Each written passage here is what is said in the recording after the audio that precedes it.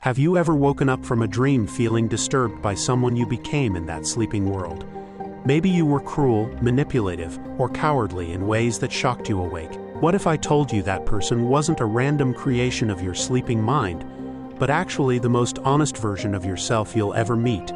Today, we're diving deep into the shadow self, and how your dreams are literally broadcasting your hidden psychology through ancient symbols that have guided human understanding for thousands of years. But first, subscribe to our channel. Your shadow self is everything about you that you've rejected, denied, or pushed into the dark corners of your consciousness. It's not evil, it's just uncomfortable. Think of it as your psychological basement where you've stored all the traits, desires, and impulses that don't fit your self-image. The fascinating part is that your dreams don't care about your carefully constructed identity. They speak in a language older than civilization itself through what psychologists call archetypes.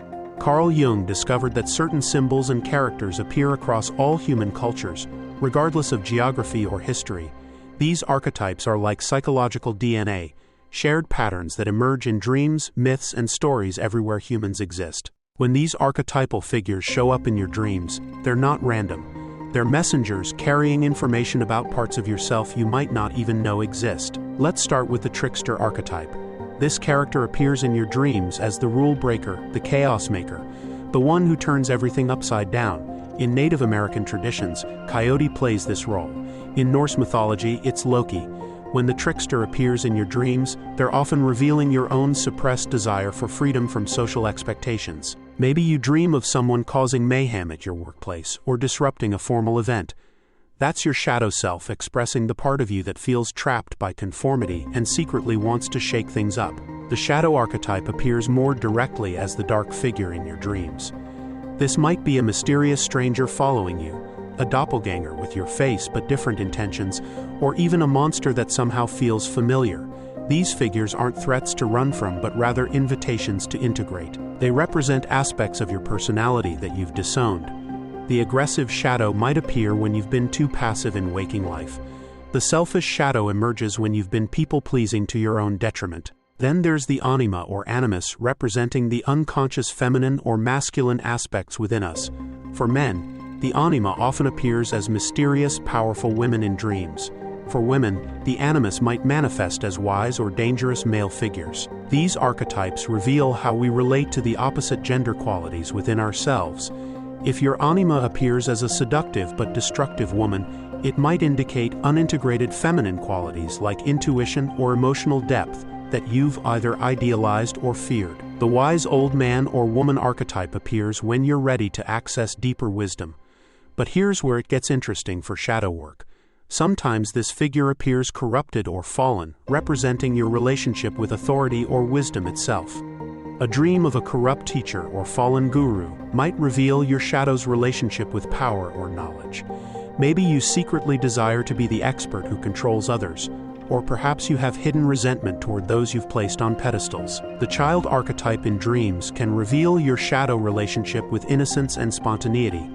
The wounded child shows up when you need to acknowledge old hurts that still influence your behavior. But the shadow child might appear as cruel, demanding, or destructive, revealing the parts of your childhood conditioning that you haven't fully processed.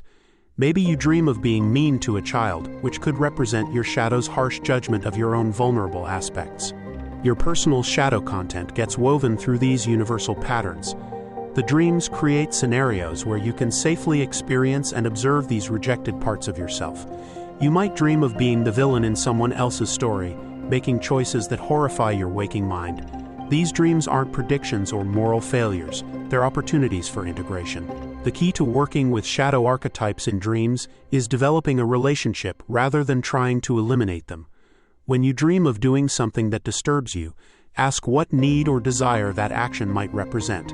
The dream where you're stealing might not be about literal theft, but about taking back personal power you've given away.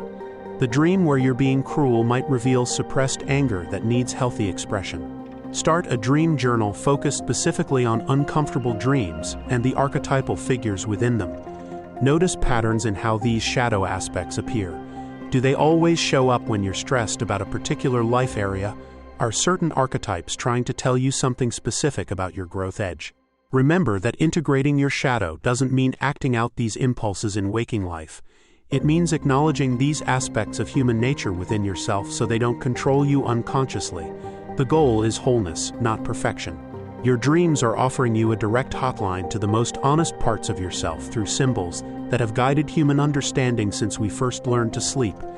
The question isn't whether you have a shadow self, but whether you're brave enough to meet it in your dreams and discover what it's been trying to teach you all along. If you got value from this video, like and subscribe to our channel.